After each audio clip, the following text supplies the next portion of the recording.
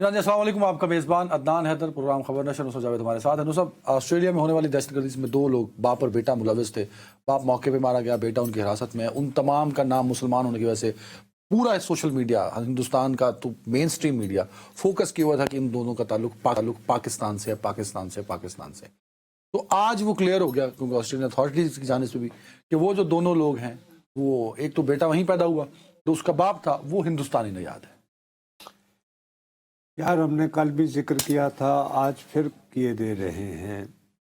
مجھے حیرت ہوئی کہ نام نہاد انتہائی تجربہ کار معتبر، کئی برس ہزاروں برس میری طرح صحافت میں گزارنے کے باوجود برکھا دت جیسی خاتون بے تحاشا مرتبہ پاکستان آ چکی ہیں، اور ان کو جتنی ایکسیس دی گئی ابھی حال ہی میں، ہاں ان آپ کو یاد ہے جب الگ سے ویزا ایشو ہوا، الگ سے ویزا ایشو ہوا اور نواز شریف صاحب سے وہ تنہا انٹرویو کر کے چلی گئی تھی، یاد ہے آپ کو؟ ایس سی او کانفرنس کے نام پر ویزا لیا، اصول پرست اتنی ہے میں سے۔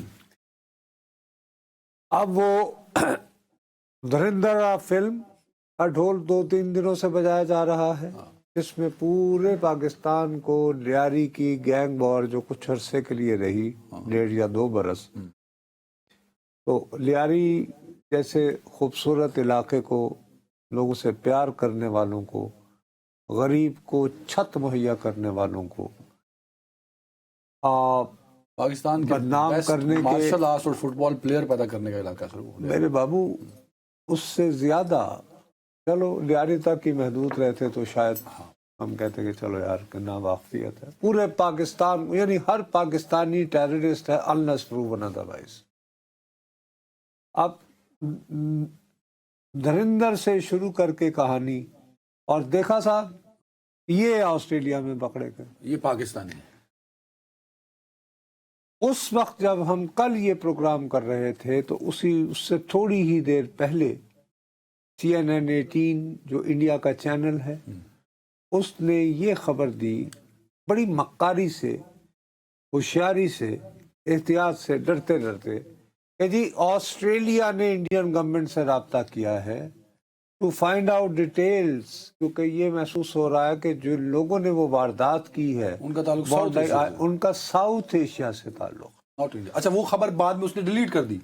سر جی وہ ڈیلیٹ کرا دی جیسے گئی ہی بلکہ۔ ہوا تو ہم نے یہ کہا، ہم نے کہا کہ اب ان پہ اتنا دباؤ پڑ رہا ہے، ان کی باقاعدہ کلاس لینا شروع کرتی، پھر اگین بڑے بڑے نام، عام ٹرولز جو ہوتے ہیں نا، صحافت کے جو پلر ہیں نصرت صاحب وہاں بیٹھے۔ بات یہ ہے کہ مطلب میں اور تم کو بات کرتے ہیں، عموماً جو لوگ جو ہوتے ہیں نا، انہوں نے بیٹھ کے آپ کے بارے میں بری باتیں کرنی ہوتی ہیں، اچھی باتیں نہیں کرنی ہوتی، لیکن وہ گمنام لوگ ہوتے ہیں، ان کے اندر اپنا ایک حسد ہوتا ہے، غصہ ہوتا ہے، بھڑاس نکالتے ہیں، سمجھ آتی ہے۔ بڑاس نکالتے ہیں۔ لیکن فرض کرو کہ اس طرح کا ایک واقعہ ہو اور تم اپنے نام سے یہ کہہ رہے ہو، تو حیرت ہوگی نا کہ یار کیا ہو گیا ہے اس کو؟ مجھے ہوئے صحافی جنہوں نے ساری عمر صحافت کی۔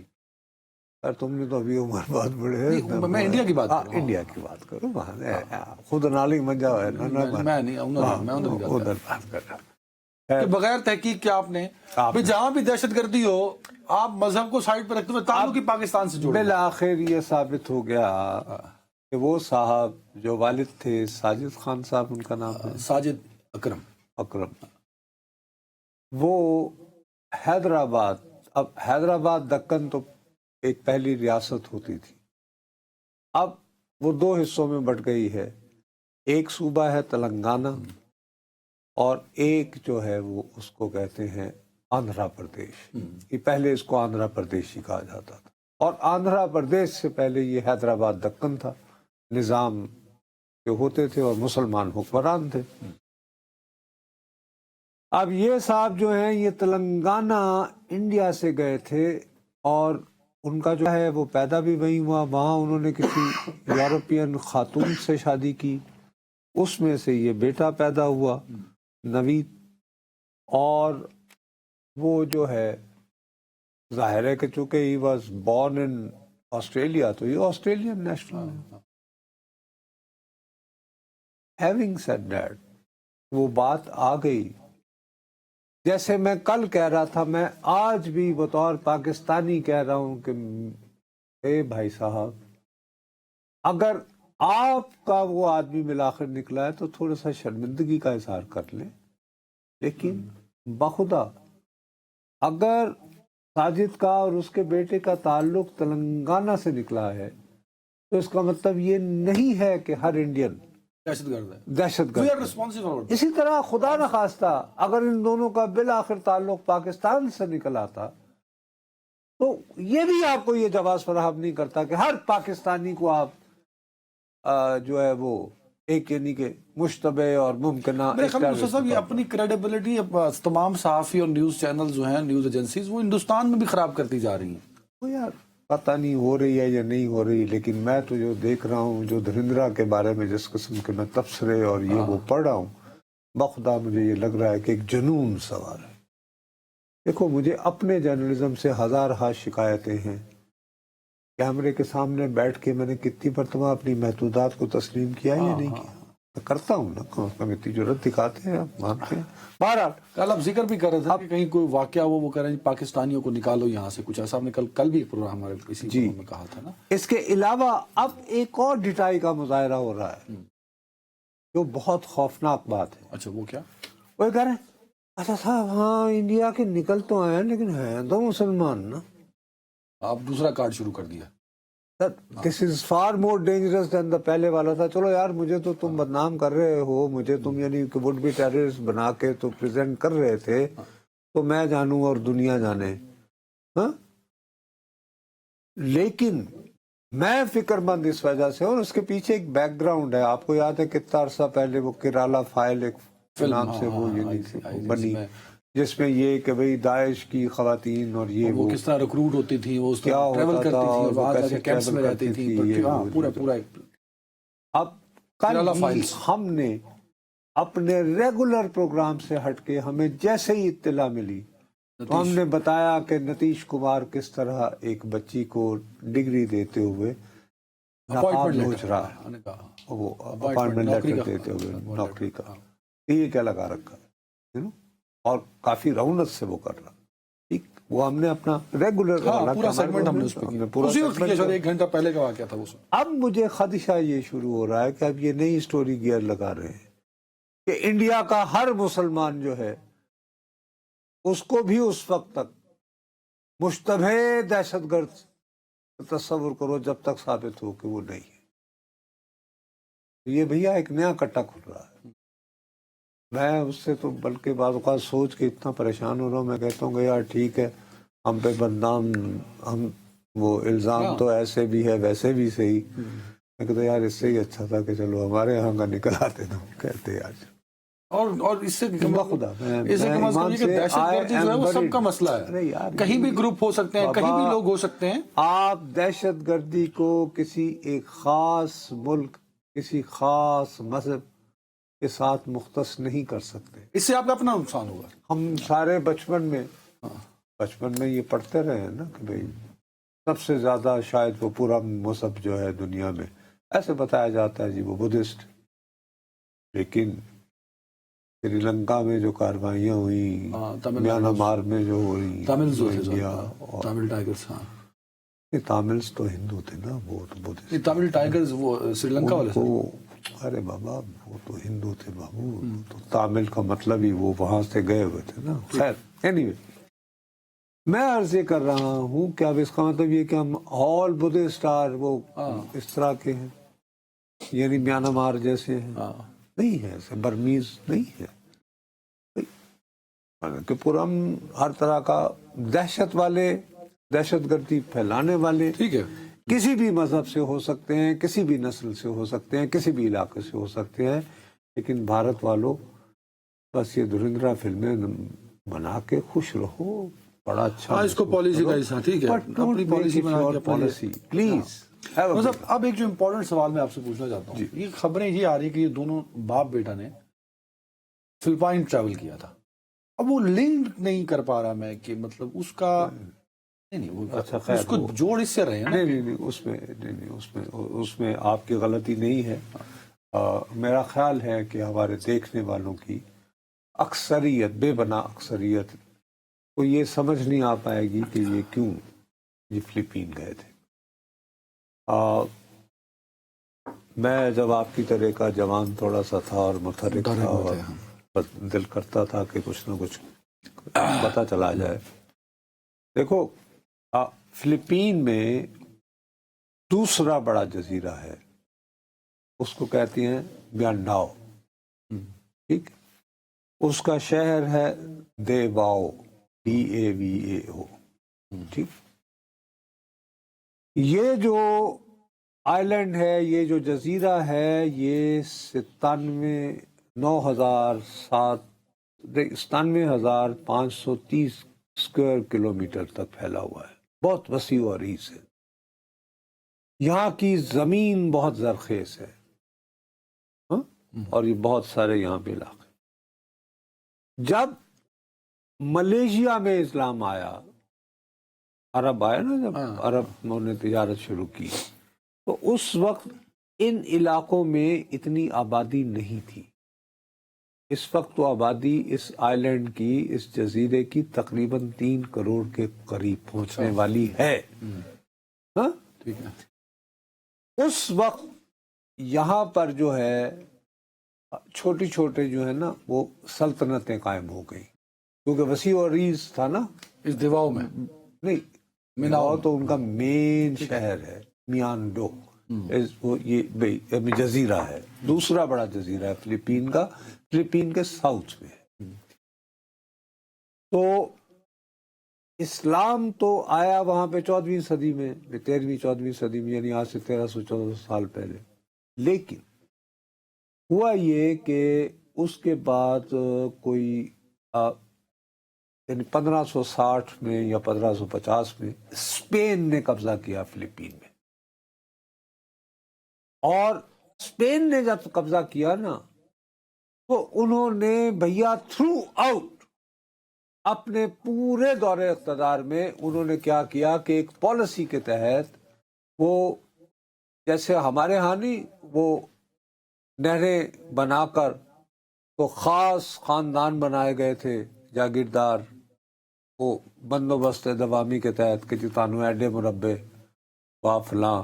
تو پہلے زمانے کبھی 5,000 یہ 10,000 یہ ہوتے تھے, لیکن فرق یہ ہو گیا کہ اب ان کو خاندانی لینڈ لارڈ بنا دیا گیا. یہاں پر اسپین والوں نے ایک پالیسی کے تحت یہ کیا کہ فلپین سے لوگوں کو انکریج کیا کہ باقی علاقوں کے کہ آپ یہاں جائیں اور یہ رقبہ آپ کو الاٹ ہوا اور ہم آپ کو پروٹیکٹ کریں. ٹھیک, تو اس کے خلاف مزاحمت شروع ہوئی, مسلمانوں کی مزاحمت. انہوں نے کہا یار یہ تو ہماری سلطنت تھی اور ہماری, ٹھیک ہے وہاں پہ مسلمان اکثریت میں نہیں تھے, لیکن سلطنتیں جو تھیں یعنی سلطان جو تھے چھوٹے چھوٹے ریاستوں وہ مسلمان تھے. بالآخر نوبت یہ پہنچ گئی کہ 70% جو ہیں وہ لوگ اس علاقے کے وہ ہو گئے کرسچن.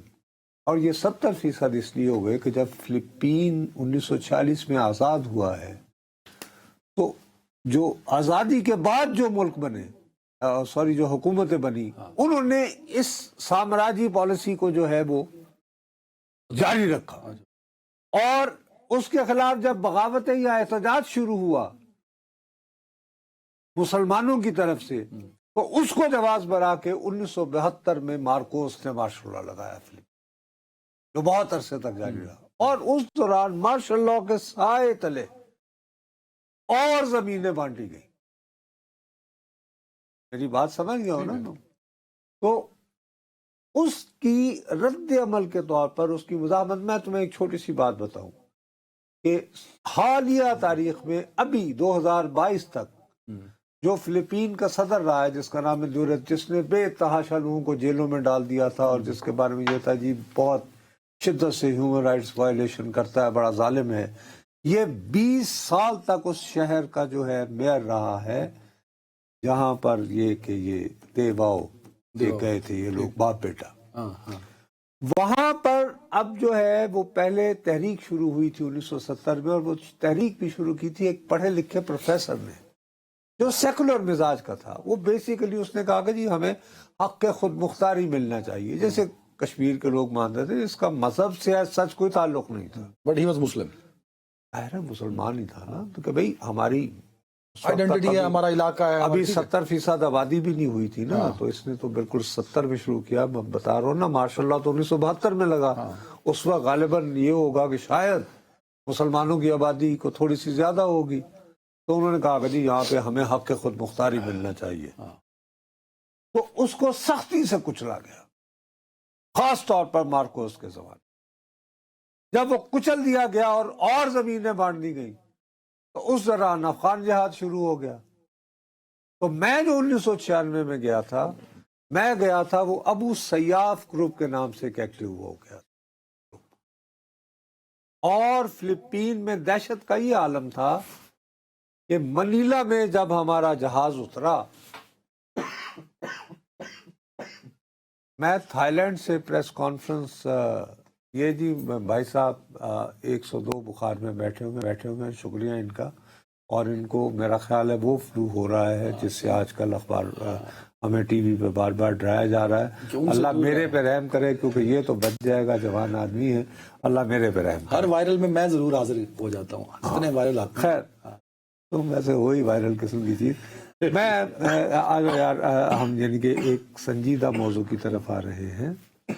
تو وہ میں حیران ہوں، میرے ساتھ یہ واقعہ کبھی نہیں ہوا تھا. میں تھائی لینڈ ایک کانفرنس کے لیے گیا ہوا تھا. میں نے کہا یار یہ پتہ کریں، وہاں پہ مجھے کچھ تھائی جرنلسٹ ملے. میں نے کہا یار تم مجھے یہ ابو سیاف گروپ وغیرہ، انہوں نے کہا جی آپ چپ کر کے آ جائیں، ہم 3-4 لوگوں سے آپ کو ملوا دیں گے، وہ یعنی کہ منیلا میں ہی ہیں، تو بس وہ کر لیں گے ہم کچھ. میں نے اللہ کا نام لے کر چلا گیا. اب بھائی صاحب جیسے ہی جہاز لینڈ ہوا نا، تو یہ شاید ہی تم نے دنیا میں کہیں دیکھا ہو، وہ اندر نا 8-9-10 ٹک ٹک ٹک ٹک ٹک ٹک ہر ایک کی تصویریں. میں نے کہا یار ہم کو سرکاری بس آرڈینری کمرشل فلائٹ. اور بعد میں پھر پتا چلا کہ وہ یہ دیکھ رہے ہوتے ہیں کہ دہشت گرد بعد میں پورا وہ سراغ امیگریشن کے لیے. یہ 1996 میں وہ کرتے تھے. یہ 1996. اب بعد میں یہ ہوا کہ یہ کرتے کرتے یہاں پر باقاعدہ جو کل ہم ذکر کر رہے تھے، داعش کی بہت زیادہ پریزنس بن گئی، بلکہ انہوں نے اس کا نام بھی رکھ لیا ہے Islamic State of East Asia. South East ایسی سر. تو یہ ظاہر ہے کہ یہ علاقہ جو ہے، اس کو بتا رہا ہوں کہ تھرو آؤٹ اسپینش اور آج کی فلپینی گورنمنٹ بھی اور سابق صدر بھی تمام تر قوت اور وحشت کے باوجود 20 سال جو رہا ہے وہ یہاں کا میئر، وہ تو شہر کا رہا ہے، لیکن اس آئی لینڈ پہ پورے پہ قبضہ کرنا بہت مشکل ہے. تو یہاں پر کہا جا رہا ہے کہ یہ لوگ نومبر میں گئے تھے اور جا کر انہوں نے باقاعدہ پہ ٹریننگ لی کہ کیسے جب یہ واقعہ کریں گے اور تو زیادہ سے زیادہ تباہی پھیلائیں گے. اب تم یہ دیکھو آسٹریلین گورنمنٹ کی ذمہ داری.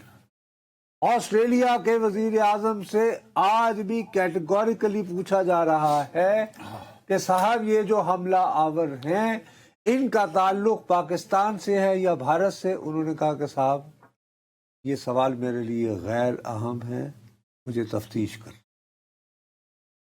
ہمیں یہ معلوم کرنے دیں کہ وہاں پہ کیا کرتے رہے ہیں. اب ظاہر ہے یہ فلپین گورنمنٹ سے رابطہ کریں گے، کیونکہ انڈیا والوں نے تو ان کو بتایا کہ جی ہاں یہ ہمارے ہاں آتا رہا ہے. اور یہ ہے ویسے Indian national, is not passport. باپ جو ہے نا وہ انڈین باپ کی بات ہے. He had been travelling on Indian passport, مطلب وہاں کی شہریت حاصل کرنے کے باوجود اسے پاسپورٹ جو ہے وہ انڈیا کا ہولڈ، انڈین پاسپورٹ باپ نے، بیٹے نے نہیں. مطلب یہ جو ادھر یعنی فلپین بھی گیا ہے تو انڈین پاسپورٹ میں گیا ہے، اسی لیے تو اس کی نشاندہی ہو گئی. ورنہ فرض کرو اگر وہ آسٹریلین پاسپورٹ پہ جاتا تو یعنی فلپین والے بھی جو ہے وہ پریشان رہتے ہیں، سمجھنا آتی انہیں کہ بھئی اس کا اوریجنل تعلق پاکستان سے ہے یا انڈیا سے. انڈیا میں شاید ایک رول ہے کہ آپ ایک پاسپورٹ سرنڈر کرنا ہوتا ہے، آپ 2 نہیں رکھ سکتے. اس نے نہیں کیا ہوگا نا، اس نے انڈین رکھا ہوگا. چلیں اب بریک کا ٹائم وہ جاتا بھی رہا ہے. اور یہ ویسے اب یہ ہے انڈین گورنمنٹ جو ہے وہ بڑی ہوشیاری سے یہ پہنچا رہی ہے صاحب اس کا تو کوئی تعلق ہی نہیں تھا، کوئی لینا دینا ہی نہیں تھا، اور یہ اتنا بے رحم اور صفاق آدمی تھا کہ یہ تو اپنے باپ کے مرنے پر بھی نہیں آیا تھا. آپ اپنی ایک فیس سیونگ ڈھونڈنا چاہ رہا ہے ہندوستان. تو ایک تو فیس سیونگ یہ ڈھونڈی جا رہی ہے, ٹھیک ہے. دوسرا یہ کہ یوں کر کے اور جی ٹھیک ہے نکل آیا انڈین تو کیا کرے, تھوڑا سا منہ بنا کے ہے تو مسلمان, تو وہاں پہ پھر الٹا وہاں بھی مار رہے ہیں. چلے جی ایک بریک لیتے ہیں. ناظرین ویلکم بیک. نور صاحب اب میری مجبوری ہے, آپ کو پتا ہے آج منگل کا دن ہے. منگل اور جمعرات میں نے 2 سیگمنٹ تیار کرنے ہوتے ہیں پروگرام کے. اب نہیں کام آسان ہو جاتا ہے. تو آج منگل کا دن ہے, اڈیالے میرا رخ ہوگا. تو آپ بتائیے خبر ہے آج اڈیالہ سے کوئی ملاقات ہوئی, اس ملاقات میں کیا نتیجہ نکلا, یا وہ وہاں سے چلے گئے ہیں؟ نہیں دیکھیے, ایک بات تو اب واضح ہوتی چلی جا رہی ہے کہ حکومت نے یہ فیصلہ کر لیا ہے کہ جی ملاقات نہیں ہونے دینی. میں نے آپ کو پہلے بھی عرض کیا تھا, مصیبت یہ ہے کہ ہر منگل کو اپنے آپ کو دہرانا پڑتا ہے, لیکن آپ بضد رہتے ہیں ہم آ جائیں. وہ یہ فیصلہ کر لیا ہے کہ صاحب میری دانش میں نے آپ کو لاسٹ ٹائم یہ کہا تھا کہ ان کی بہن ڈاکٹر عثما کی جو ملاقات ہوئی اس میں اب تو بہت لوگ کھل کے بھی کہنا شروع ہو گئے ہیں, نام بھی لینا شروع ہو گئے ہیں کچھ صحافی. میرے پاس پہلے خبر تھی کہ کون تھے درمیان والے, رابطہ کرنے والے کون تھے, لیکن ہم پرانی وضع کے جرنلسٹ ہیں, ہمیں نام لینے سے کتراتے ہیں انلس یہ کہ نام وہی ہے جو لوگ لے رہے ہیں. آپ کے پاس بھی وہی خبر تھی؟ جی وہی. تو میں نے صرف یہ کہا کہ میں یہ بات تسلیم کرنے سے انکار کرتا ہوں. میں نے پروگرام میں یہ کہا تھا کہ جی یہ جو عظما بی بی کی ملاقات ہوئی تھی یہ کچھ نہ کچھ ورکنگ انڈرسٹینڈنگ ڈیولپ کرنے کے بعد نہیں ہوئی, ایسے نہیں ہو گئی.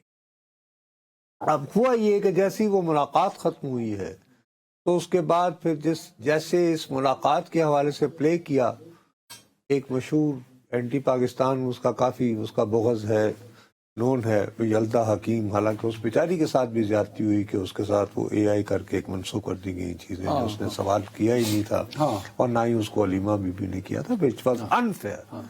لیکن اس طرح تو ہوتا ہے, اس طرح کے کاموں میں اب اے آئی آ گئی ہے. تو اور بعد ازاں پھر ایک ٹویٹ بھی آ گیا بہت سخت. اس کے بعد تو یہ بات بڑی واضح تھی, میں نے یہ لفظ تمہارے ساتھ کہے ہیں کہ آج کے بعد سے جب تاریخ لکھی جائے گی تحریک انصاف کے حوالے سے تو ہوگا کہ جی عظما بی بی سے ملاقات سے پہلے اور عظما بی بی کی ملاقات کے بعد. آج بھی بہرحال گئی ہے. صاحب یہ جو ملاقات پہ آپ اتنا فوکس کر رہے ہیں, میں کر رہا ہوں یا آپ کر رہے ہیں؟ نہیں, جو عظما منگل والے دن تو میں کر رہا ہوں. میرا ایک پوائنٹ آف ویو نا اس پہ, جو عظما خان صاحبہ کی ایک ملاقات ہے, اس ملاقات میں ایسا کیا تھا جو پچھلی ملاقاتوں میں نہیں تھا؟ اس سے پہلے جو ملاقاتیں ہوتی تھیں اس میں بھی عمران خان صاحب کا اتنا ہی سخت ٹویٹ آتا تھا. تو اس کا مطلب نہیں, پھر تو یہ ہے کہ عظما خان کو ٹریپ کر کے یہ ملاقات کرائی گئی تاکہ پلان ایگزیکیوٹ کیا جائے عمران خان کی ملاقاتوں کو روکنے کا. الٹ بھی ہو سکتا ہے. کیسے؟ عظما بی بی کے ذریعے جو ہے وہ یقین دہانیاں کروا کے, اب ہم تو حکومت میں نہیں ہے نا, نہ ہم ادھر بیٹھے ہوئے ہیں. ملاقات حکومت نے کرائی ہے. اچھا تو کیا یہ نہیں کہ خود ہی دروازہ کھل جاتا ہے؟ نہیں, میں نے تو کہیں واڈا صاحب کا نام پڑھا, ان کا کوئی لینا دینا نہیں سر, تو کسی حکومتی وزیر نے کرائی ہے. 2 بندوں نے, ایک وزیر ہیں اور دوسرے صاحب حکومت میں ان کا اچھا اثر و رسوخ ہے. ٹھیک, اب یہ طے کرنا مشکل ہے نا. مطلب یہ کہا گیا ہو کہ جناب ہمارا بنیادی کنسرن یہ ہے, اور حکومت بھی شاید اس وجہ سے موٹیویٹ ہو گئی ہو کہ یار پورا انڈین میڈیا 2 دنوں سے شور مچا رہا ہے کہ خدا نخواستہ جیل میں ان کی حالت بگڑ رہی ہے اور یہ حال وہ ہے, یار وہ پریونٹ ہو جائے. عظما بی بی نارملی پولیٹیکل باتیں نہیں کرتی ہیں, کوئی اس طرح کی نہیں ہے, یہ جائیں اور ایک ڈاکٹر بھی ہیں, یہ آ کے کہہ دے کہ میرا بھائی ٹھیک ٹھاک ہے, تو بھی اوکے. وہ نہیں ہوا. اب یہ کہ ہمارے جیسے لوگ جو ہیں, میں اور تم جب یہاں بیٹھتے ہیں ہم کہتے ہیں کہ صاحب وہ کنسسٹنٹ پوزیشن ہے میری آج بھی, میں یہی کہوں گا کہ بھائی آپ پہ سنگین ترین الزام ہو, آپ کو حق ہے آپ اپنے عزیز و اقارب سے ملیں, ٹھیک ہے, لیکن حکومتیں ہماری طرح نہیں سوچتی ہیں نا. وہ اور طرح سے دیکھتی ہیں. یہ سیدھا سادہ ایک طاقت کا کھیل ہے. ابھی آپ کہہ رہے ہیں کہ وہ لوگ بیٹھے ہیں کہ ملاقات کرائی جائے، ابھی بھی اس وقت بھی؟ سر وہ ابھی بیٹھے ہوئے ہیں. ظاہر ہے کہ اب 5 بجے کے بعد، سورج غروب ہونے کے بعد تو ملاقات نہیں ہوتی. تو لاسٹ ٹائم یہ ہوا تھا کہ وہ دیر تک بیٹھی رہی تھی، تو پھر وہ پانی وانی پھینکنے کی ضرورت پڑی. اللہ خیر کرے. اچھا اب مجھے ایک بات سمجھ میں کتنے نہیں لوگ ہیں آتی. وہاں؟ ٹائم کی بھی کمی ہے اس وقت میرے پاس. کتنے لوگ ہیں وہاں؟ بھائی میں نے جن لوگوں کے ساتھ 8-9 لوگوں سے جو بات کر کے جو ایوریج نکل رہی ہے، جو ہم سکون سے کہہ سکتے ہیں، وہ تقریباً 700 کے قریب ہے اس وقت. آج اور تعداد زیادہ مشہور ہے. رہنماؤں میں جو ہے، آج تعداد زیادہ ہے. اور مشہور رہنماؤں میں سے فی الحال سلمان اکرم راجہ جو ہیں، بیرسٹر جو گوہر. کہ سیکرٹری جنرل ہیں، وہ نوٹسیبل ہیں. لیکن وہاں موجود بہت سارے لوگ اور سوشل میڈیا پہ چھائے ان کے حامی، وہ بہت سختی سے، شدت سے اور اپنی انداز اپنے روایت گیان مطابق جو ہے وہ بیرسٹر گوہر کی عدم موجودگی پر بہت شدت سے سوالات اٹھا رہے ہیں. میرا اپنا یہ خیال ہے کہ اس وقت کے قریب 7-8 بجے تک بہنوں کا پوائنٹ پروو ہو جاتا ہے کہ جی ہم آئے بیٹھے ہیں، ہمارے بھائی تو ہمیں نہیں ملنے دے جا رہے. اور اس کے بعد انہیں خود کو اور اپنے کارکنوں کو مزید مشکل میں نہیں، یا ہو سکتا ہے وہ اٹھ کے چلے جائیں ابھی کچھ دیر میں. یعنی میں امید کرتا ہوں کہ وہ، ورنہ اگر اسی طرح کا ریپیٹ سین ہوتا نا تو وہ جو کہتے ہیں نا کہ وہ پھر اس کی وہ ختم ہو جاتی. اس کے بعد پھر آنا ہے، اگر واقعی دھرنا دینا ہے تو پھر اتنا تو ہونا کہ کم از کم 1,00,000-1.5 لاکھ کا مجمع وہاں جمع ہو جائے. اب اس میں یہ ہے کہ حکومت، میں دوبارہ کہہ رہا ہوں کہ حکومت کی وہ سوچ نہیں ہوتی جو میرے اور تمہارے جیسے سادہ لوگوں کی عمران خان ہوتی صاحب ہے. کی اسی ملاقات کی وجہ سے جو وہاں ہلہ گلا ہوتا ہے، وہ کہتے ہیں کہ نہیں جی اس وجہ سے ان کو یہاں شفٹ بھی کیا جائے. یہ بھی بہت زور و شور سے چل تو رہا ہے نا. لیکن اس سے پہلے کی ایک بات ہے، وہ یہ کہتے ہیں کہ یہ دیکھیے جناب، یہ بیٹھے ہوئے ہیں نا، سوشل میڈیا پہ ان کی تصویریں بھی آ رہی ہیں، ان کے بیانات بھی آ رہے ہیں، ہم تو نہیں روک رہے ہیں نا. تو صاحب کتنے لوگ جمع ہو گئے؟ 1000 بندے بھی نہیں ہوئے. ہاں کرنا ہے تو پھر بڑا وہ کرو، ٹھیک ہے. تو اس طرح آپ وہ جو ایک ہوتا ہے نا، ایک آپ کا ٹرمپ کارڈ ہوتا ہے، وہ اب کھو رہے ہیں. اس کی وہ یوٹیلٹی ختم ہو رہی ہے. میں as a student of politics کہہ رہا ہوں. اور یہی وجوہات اکٹھے ہو کے عمران خان کی منتقلی کی وجہ بھی بن سکتی ہے. یہ پھر کمشنر اسلام آباد چیئرمین سی ڈی رندھاوا صاحب جو ہیں، وہ جیل کا وزٹ بھی کل کر کے آئے ہیں. شاید وہ جو بن رہی ہے نا ہائی، وہ کیا ہے، ہائی سیکیورٹی یا ہائی پروفائل، ہائی پریزن والا، تو اس کا سنا ہے کہ کچھ پورشن ہائی سیکورٹی اس کا کچھ پورشن جو ہے وہ انہوں نے وہاں کہا ہے بندوں کو کہ اس کو جلدی مکمل کیا جائے. کچھ پورشن کو پتہ نہیں کہ اس سے کیا مراد. میرا اپنا خیال ہے کہ اگر یہ منتقل کریں گے، یہ میرا اپنا خیال ہے، تو اسلام آباد اور راولپنڈی سے دور کریں گے. ہائی پریزن نہیں، مجھے شبہ ہے کہ نہیں. اسلام آباد پنڈی سے چلیں پھر بریک. آخر فیض امیر بھی تو کہیں ہے نا.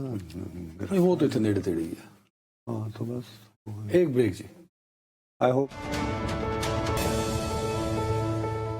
ویلکم بیک ناظرین. صاحب ہم نے پچھلے دنوں ذکر بھی کیا تھا کہ حکمرانوں کے شہر میں غریبوں کی بستی گرا دی گئی، آپ کے گھر آپ کے سامنے مسمار کر دیا گیا اور ان کا کوئی پرسان حال نہیں ہے. بابو یہ ایک بستی نہیں ہے، یہ بہت دنوں سے آپریشن شروع ہو رہا ہے. اب جو آخری بستی ہے وہ ایک عجیب سی بات ہے. سرکار بڑی امام کے آئے تلے ان کے ارد گرد کے علاقوں میں بنی ہوئی ہے، اور یہ وہ تھا خانگاہوں والے، درگاہوں والی جگہ ارد گرد کی.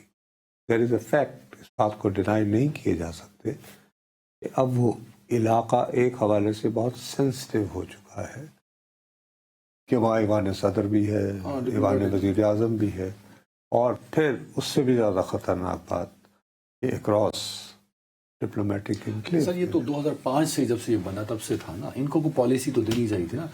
افغان مہاجرین جو انلیگل رہ رہے تھے نا سر، ان کے ساتھ بھی یہ نہیں کیا جو انہوں نے بیٹھے لوگوں کے ساتھ یہاں پر جو ہے. میں ایک شخص کو جانتا ہوں نصرت صاحب، وہ اس نے بینک سے لون لیا، بینک سے لون لے کے 1 سال پہلے اس نے یہیں گھر بنایا بڑی امام والی. اس میں یار بہت ساری وہ لیگل لکونز ہیں. زیادہ بہتر یہ ہے کہ عثمان مغل ہمارے ساتھ، عثمان مغل اس کو اپنا ہم بھی کور کر رہے ہیں بہت لگن کے ساتھ. तो उनसे अपडेट सारी ले लेते हैं। अस्सलाम वालेकुम उस्मान। जी वालेकुम अस्सलाम। उस्मान, सबसे पहले हमें ये बता दो भैया कि कुल कितने घराने अफेक्ट हुए हैं, और थोड़ा सा बैकग्राउंड बता दो, क्योंकि मेरी इत्तला के मुताबिक यहाँ पर जब जलजला आया था तो बहुत सारे लोगों को यहाँ ला के उनको बसाया गया था, हत्ता कि आज़ाद कश्मीर से भी ला के बसाया गया था। उसके अलावा हमारे यहाँ एक ख़ास जो जेंडर होता है उनके लिए भी यहाँ जगह अलाट हुई। कुछ लोगों के ख़ानदानी रकबे थे, कुछ शामलात थे। तो क्या मसलन के अचानक क्यों ये फैसला हुआ कि बस अब इनाफ इज़ इनाफ और साफ़ कर दो? बहुत शुक्रिया, क्योंकि ये ऑपरेशन जो है वफाकी तरक्याती इदारे सीडीए की जानिब से किया गया है, और देखा जाए तो ये जगह जो है ये गुज़श्ता 65 बरस से इन लोगों के पास थी, लेकिन 2005 के बाद जो है वो हुकूमत वक्त ने इनको ये ऑफ़र की थी कि जो ज़लज़ला मुतासरीन थे वो यहाँ पर जो है उनको आबाद किया जा सके। लेकिन अचानक ही सीडीए ने जो है वो ऑपरेशन किया, और ये ऑपरेशन मरलावार जो है वो शुरू किया गया था। पहला मरला जो था वो सैदपुर विलेज में शुरू किया गया था, जबकि दूसरे मरले में मुस्लिम कॉलोनी में ये ऑपरेशन जो है वो बड़े पैमाने पर किया गया। अब तक तकरीबन 3000 से ज़ायद मकानात जो है उन्हें ज़मीन बोस कर दिया गया है, मसमार किया गया है। 30,000 से ज़ायद अफराद जो है वो बेघर हो चुके हैं, जो यहाँ से मुख्तलिफ इलाकों में जो है वो मुंतकिल हो चुके हैं। और चूँकि यहाँ पर ये मजमूई तौर पर जो अराजी है 700 कनाल अराजी है, और जिसकी सरकारी जो अफसरान के मुताबिक जो मालियत है वो 200 अरब रुपए है, और इस पर बगैर किसी नोटिस के हैवी मशीनरी का इस्तेमाल किया गया, और देखते ही देखते लोगों की जमा पूंजी जो है वो उनके सामने जो है वो मलबे के ढेर में जो है वो तब्दील की गई है। इस पर 9 दिसंबर को जो मुतासरीन है उनकी जानिब से इस्लामाबाद हाई कोर्ट के अंदर एक पटिशन फाइल की गई थी, और उस पर सीडीए को मैकेनिज्म बनाने और ये ऑपरेशन रोकने के अहकाम जो वो जारी किए गए थे, और उस पर रिपोर्ट तलब की गई थी कि 16 दिसंबर को रिपोर्ट जो है वो तलब की गई है। चूंकि आज जो है वो 16 दिसंबर है, और आज जब इनके जो वकला थे वो अदालत के अंदर पेश हुए, उन्होंने बताया कि अदालती अहकामात की खिलाफ वर्जी की गई है। अदालत ने सीडीए को ये ऑपरेशन रोकने के अहकामात जारी किए थे, लेकिन अदालती हुक्म के बावजूद ये ऑपरेशन जो है वो जारी रखा गया, और बाकी जो मकानात थे उनको भी गिरा दिया गया, जिस पर जस्टिस इनाम अमीन मिन्हास जो थे उनका कहना था कि अदालती अहकामात के बावजूद ये ऑपरेशन नहीं होना चाहिए था, और जो ऑपरेशन किया गया और उस पर कानून को जो वो मलहूज़ खातिर रखना चाहिए था। और बिलाखिर अदालती जो रिमार्क्स थे उनके बाद आज जब वो इस्लामाबाद हाई कोर्ट ने इस पर फैसला जो है वो महफूज कर लिया है, जबकि जो सीडीए के वकील थे वो भी अदालत के अंदर जो वो पेश हुए, उन्होंने बताया कि अदालत से हकाइक जो वो छुपाने की कोशिश की जा रही है। लेकिन इसमें बड़ी हैरानकुन एक बात है कि जब ये ऑपरेशन किया जा रहा था, इस्लामाबाद पुलिस की खातून कांस्टेबल है जिनका नाम जो है वो फरहाना है, उनका घर भी इसके अंदर जो है वो मसमार किया गया। उन्होंने दिल बर्दाश्ता होकर खुदकुशी की कोशिश की है, और इस वक्त भी वो इस्लामाबाद के पोली क्लिनिक अस्पताल के अंदर ज़ेरे इलाज है, और उनको इंतहाई तशवीशनाक हालत में पोली क्लिनिक अस्पताल जो वो मुंतकिल किया गया था, और वो इस्लामाबाद पुलिस में बतौर कांस्टेबल ड्यूटी के फ़राइज़ से अंजाम दे रही थी, और हाल ही में उनको सुप्रीम कोर्ट में जो वो तैनात किया गया था। और उन्होंने भी इस्लामाबाद पुलिस के अफसरान से जो वो रब्ता किया और बताया कि सर छुपाने के लिए सिर्फ एक यही घर है, और जमा पूंजी जो है वो इस घर पर खर्च की गई है। लेकिन सीडीए का जो अमला था उन्होंने कोई बात नहीं सुनी, ना ही अफसरान जो उसकी कोई दादरसी कर सके, और देखते अच्छा, अब ये ऑपरेशन हो गया, घर गिरा दिए गए, अब सब कुछ मलबा हो चुका, अब मुतासरीन जो है उनका मुतालबा क्या है हुकूमत से? देखें जी, इसमें जो मुतासरीन है उनका पहले भी यही मुतालबा था कि हमें इस जगह की बदले कोई मुतबादिल जगह जो है वो फराम की जाए, और उस पर सीडीए अफसरान के जो अहकामात हैं जिनमें डीजी इन्फोर्समेंट जो है वो भी शामिल हैं, और मुतलका असिस्टेंट कमिश्नर और पुलिस, इन तमाम लोगों पर मुश्तमिल एक टीम बनाई गई थी जिन्होंने न सिर्फ इन घरों की टैगिंग की थी बल्कि निशानदेही की थी, और उसके बाद इनको नंबर अलाट किए गए थे। और सीडीए हुकाम के मुताबिक इनको मुतादिद मरतबा जो है वो यहाँ से बेदखली के नोटिस जो है वो जारी किए गए थे, लेकिन ये बेदखल नहीं हो सके। इनका मुतालबा ये था कि हम यहाँ से जाने के लिए तैयार हैं, लेकिन हमें मुतबादिल जगह फराम की जाए ताकि हम अपनी मुतबादिल जगह पर जो है वो मुंतकिल हो सकें। उस पर उस वक्त अफसरान ने इनको ये कहा था कि इसके बदले आपको प्लॉट्स जो है वो दिए जाएंगे। हालांकि चूंकि जैसे ही वफाकी वज़ीर दाखिला मोहसिन नकवी की जानिब से FC हेडक्वार्टर बनाने का फैसला किया गया, और इस जगह का इंतखाब किया गया कि यहाँ पर FC हेडक्वार्टर जो है वो बनाया जाएगा, उनके लिए जो फ्लैट्स हैं वो बनाए जाएंगे, अफसरान की रिहाइशगाहें जो है वो बनाई जाएंगी, और देखते ही देखते यहाँ पर हैवी मशीनरी का इस्तेमाल करके तमाम घर जो है उसको मलबे के ढेर में जो वो तब्दील किया गया है और अब लोग यहाँ से जो वो टेक्सला और दीगर इलाकों की जानिब मुझे जो ये है वो बताएं उस्मान, कुछ इतलात ये भी हैं कि जो लोग मुतासरीन हैं और वो आवाज़ उठा रहे हैं, मुख्तलिफ जगहों पे अप्रोच कर रहे हैं, अदालतों में जा रहे हैं, उनके खिलाफ भी FIR काटी जा रही हैं और उनको डराया धमकाया जा रहा है, पकड़ तकड़ की जा रही है। जी बिल्कुल, क्योंकि जैसे ये ऑपरेशन शुरू हुआ और उस ऑपरेशन में जो इलाके के लोग थे उन्होंने जब इनसे बातचीत करने की कोशिश की कि हमारा इस वक्त जो केस है वो इस्लामाबाद हाई कोर्ट में है, जेर समात है और उस केस के फैसले तक जो वो ये ऑपरेशन रोका जाए, इस्लामाबाद हाई कोर्ट के अहकामात भी कि ऑपरेशन रोका जाए, उस पर जो CDA के जो अफसरान हैं उनकी जानिब से इस्तगासा दिया गया थाना सेक्रेटेरिएट में और एक मुकदमा 634/25 जो है वो मुकदमा दर्ज किया गया, जिसमें संगीन 6 दफात जो वो शामिल की गई हैं और मजमूई तौर पर 43 अफराद जो हैं जिनमें खातून भी शामिल है, तायरा बीबी, उनको नामजद किया गया। 1000 के करीब नामालूम अफराद जो उस मुकदमे के अंदर शामिल किए गए हैं। उन पर इल्जामात ये लगाए गए हैं कि इन्होंने डिप्लोमेटिक इनक्लेव के सामने सड़क ब्लॉक की है और इन्होंने वहां पर एहतजाजी मुजाहरा किया है, कार्य सरकार में मुदाखलत की है, गाड़ियों पर पथराव किया है। टाइम खत्म हो गया। उस्मान मुगल साहब बहुत शुक्रिया। मतलब घर गिरवाने के बाद, घर उजड़ जाने के बाद भी अगर वो अपने लिए आवाज उठाते हैं तो ये भी उनके लिए जुर्म बन चुका है। हुकूमत को चाहिए कि इनके मामलात को सेटल करे, उनकी सुने। ये गैर नहीं है, ये हमारे अपने हैं। अपना बहुत ख्याल रखिएगा नाज़रीन, कल मुलाकात होगी। अल्लाह हाफ़िज़।